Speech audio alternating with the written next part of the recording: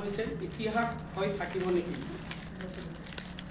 ইংৰাজৰ শাসনাধীষ্ঠ কালৰ পিছৰ পৰাই কঠোৰ শ্ৰম কৰি অহা চাহ শ্ৰমিকসকল এদিন ইতিহাসৰ বুকত লুপ্ত হৈ যাব নেকি? বছৰৰ প্ৰতিটো মাহৰ প্ৰতিটো দিনতেই হাড়ে হিমতুৱে শ্ৰম কৰা চাহ শ্ৰমিকৰ উত্থানৰ বিষয়টো ৰাজনীতিৰ প্ৰেক্ষাপটত লুকাই থাকিব নেকি?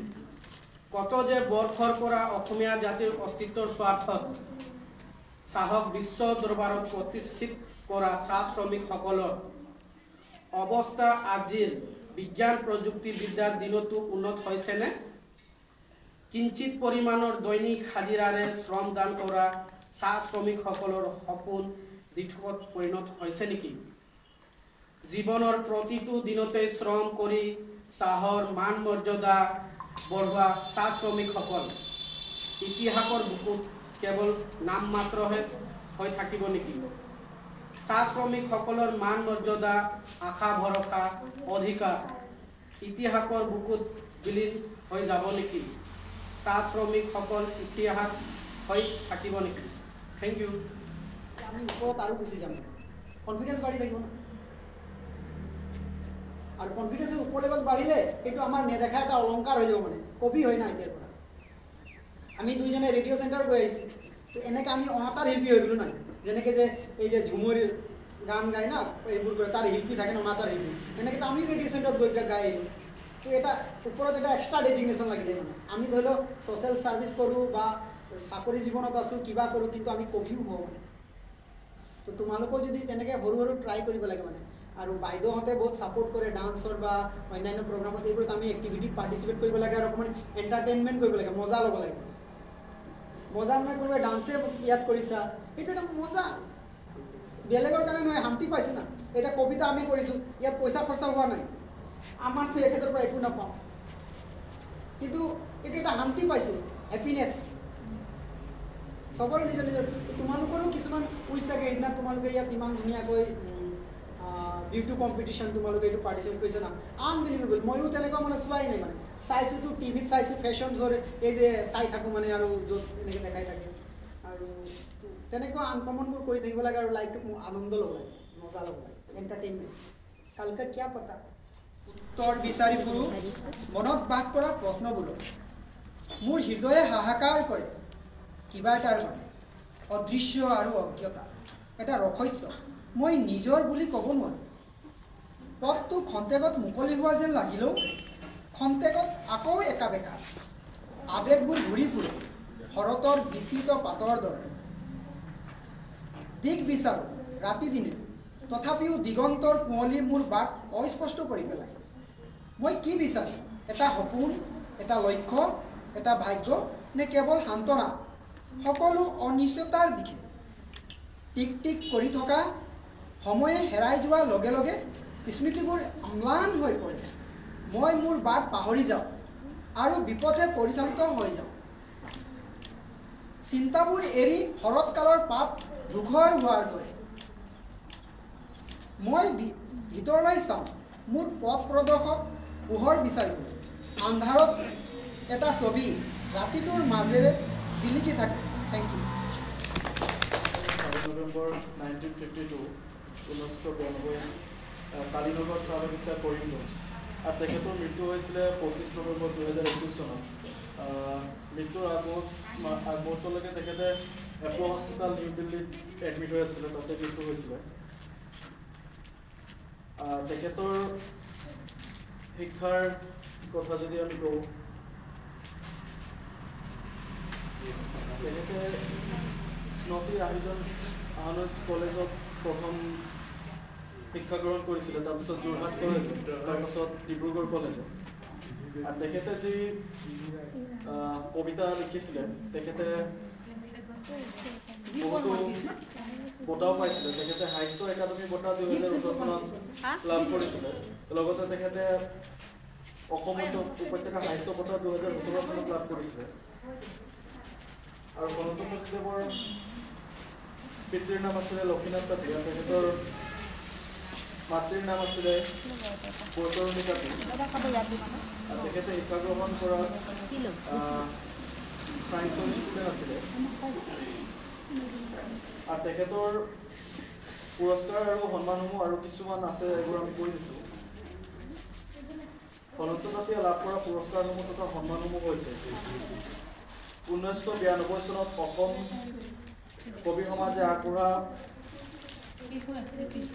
মৃণালিনী দেৱী গোস্বামী সোঁৱৰণী বঁটা, 2002 চনত তলি সাহিত্য একাডেমী অসম শাখাই আগবঢ়া বীৰ বিৰছা মুণ্ডা পুৰস্কাৰ, 2011 চনত অসমৰ চৰ চাপৰি সাহিত্য পৰিষদে আগবঢ়া উছমানাৰী সদাগৰ সমন্বয় বঁটা, 2014 চনৰ নগাঁৱৰ ক্ৰান্তিকাল প্ৰশাসনে আগবঢ়োৱা ক্ৰান্তিকাল সাহিত্য সন্মান, 2015 চনত অসম সাহিত্য সভাই আগবঢ়োৱা মহিলা কবি সন্মান ৰাজখোৱা বঁটা, 2016 চনত অসমৰ APPTL ফাউণ্ডেশ্যনে আগবঢ়োৱা শ্ৰী শ্বহীদ সাহিত্য বঁটা, 2016 চনত মুম্বাইৰ ৰামানাথ ভট্টাচাৰ্য ফাউণ্ডেশ্যনৰ আগবঢ়োৱা পণ্ডিত পদ্মনাথ বিদ্যাবিনোদ স্মৃতি সাহিত্য পুৰস্কাৰ, 2017 চনত গুৱাহাটী মেঘা শৈক্ষিক নাচে আগবঢ়োৱা অসম উপত্যকা সাহিত্য বঁটা, 2018 চনৰ ভাৰত চৰকাৰৰ স্বাধীনত সাহিত্য একাডেমীয়ে কাইলৈ দিন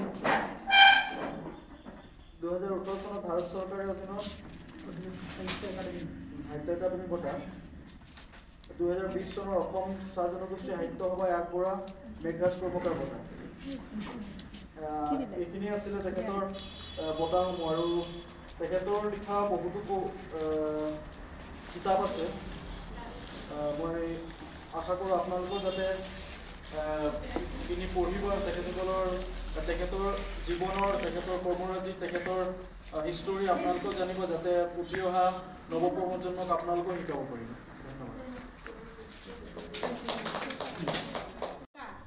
ক'বলৈ এটা সৰু শব্দ, দেখাত কিছু চিত্ৰ থকা এখন কাগজ মাত্ৰ, হ'লেও ইয়াৰ অৰ্থ ডাঙৰ, যি বৰ্তমানৰ সমস্ত জগত পৰিচালক।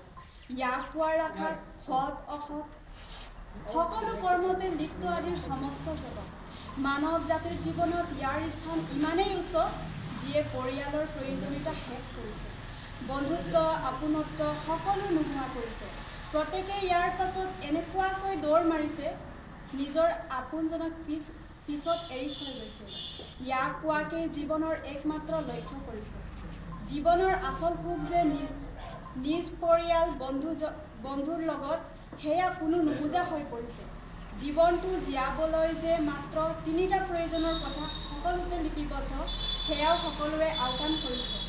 উন্নত জীৱন যাপনক দিয়া প্ৰাধান্যতা আৰু বিলাসিতা জীৱনত লোৱা আঁকোৱালি নিজা সংস্কৃতি প্ৰকৃতি সকলো নষ্ট কৰিছে। সেয়া সকলোৱে জানিও পাহৰি পেলাইছে। টকা যে মাত্ৰ এটা জীৱন উপভোগৰ আহিলা, তাকো পাহৰিছে আৰু বৰ্তমান টকাই মানুহৰ জীৱন হৈ পৰিছে। ধন্যবাদ। আগতে লিখিছিলোঁ, এইটোৱে পাঠ কৰি দিছোঁ। সাঁচি থোৱা বেদনা। এতিয়া চাগে তুমি বহুত সুখী মোক এৰি যোৱা দিনৰ পৰা। মইতো তোমাক মোৰ জীৱনত সেই স্থান দিছিলোঁ, যি স্থান মই কাকো কেতিয়াও দিব পৰা নাছিলোঁ। মইতো তোমাৰ প্ৰায়বোৰ আশাও পূৰণ কৰিছিলোঁ, তোমাৰ ভৱিষ্যতৰ বহু কথা চিন্তাও কৰিছিলোঁ, তোমাৰ ভালৰ বাবে, মাথো তোমাৰ ভালৰ বাবে। কিন্তু কিয় জানো তুমি কেতিয়াও মোক বুজিবলৈ অকণো চেষ্টাই নকৰিলা। কিয় বাৰু? মোৰ ক্ষুদ্ৰতা কৰ, মোৰ কম বাৰু কৰ, মোৰ ভুল বাৰু কৰ, আজিও দেখোন বুজি নাপাওঁ। ওৰেটো জীৱন লগত থাকিম বুলি কথা দি আজি দেখোন সলনি হ'ব ধৰিছে, কিন্তু কিয় বাৰু? এয়া মোৰ প্ৰেমৰ কিবা কম নে তোমাৰ জীৱনৰ দ্বিতীয় ব্যক্তিৰ আগমন? আজিও বুজিব নোৱাৰিলোঁ। কিন্তু আজি মই তোমাক বহুত ভাল পাওঁ, জানানে? ভালে থাকা, কুশলে থাকা, তোমাৰ সুখতে মই চিৰজীৱন সুখী। ধন্যবাদ। হৈছে ইতিহাস হৈ থাকিব নেকি? ইংৰাজৰ শাসনাধীষ্ঠ কালৰ পিছৰ পৰাই কঠোৰ শ্ৰম কৰি অহা চাহ শ্ৰমিকসকল এদিন ইতিহাসৰ বুকত লুপ্ত হৈ যাব নেকি? বছৰৰ প্ৰতিটো মাহৰ প্ৰতিটো দিনতেই হাড়ে হিমজুৱে শ্ৰম কৰা চাহ শ্ৰমিকৰ উত্থানৰ বিষয়টো ৰাজনীতিৰ প্ৰেক্ষাপটত লুকাই থাকিব নেকি? কত যে বৰ্ষৰ পৰা অসমীয়া জাতিৰ অস্তিত্বৰ স্বাৰ্থত চাহক বিশ্ব দৰবাৰত প্ৰতিষ্ঠিত কৰা চাহ শ্ৰমিকসকলৰ অৱস্থা আজিৰ বিজ্ঞান প্ৰযুক্তিবিদ্যাৰ দিনতো উন্নত হৈছেনে? কিঞ্চিত পৰিমাণৰ দৈনিক হাজিৰাৰে শ্ৰমদান কৰা চাহ শ্ৰমিকসকলৰ সপোন দিঠকত পৰিণত হৈছে নেকি? জীৱনৰ প্ৰতিটো দিনতে শ্ৰম কৰি চাহৰ মান মৰ্যাদা বঢ়োৱা চাহ শ্ৰমিকসকল ইতিহাসৰ বুকুত কেৱল নাম মাত্ৰহে হৈ থাকিব নেকি? চাহ শ্ৰমিকসকলৰ মান মৰ্যাদা, আশা ভৰসা, অধিকাৰ ইতিহাসৰ বুকুত বিলীন হৈ যাব নেকি? চাহ শ্ৰমিকসকল ইতিহাস হৈ থাকিব নেকি? Thank U.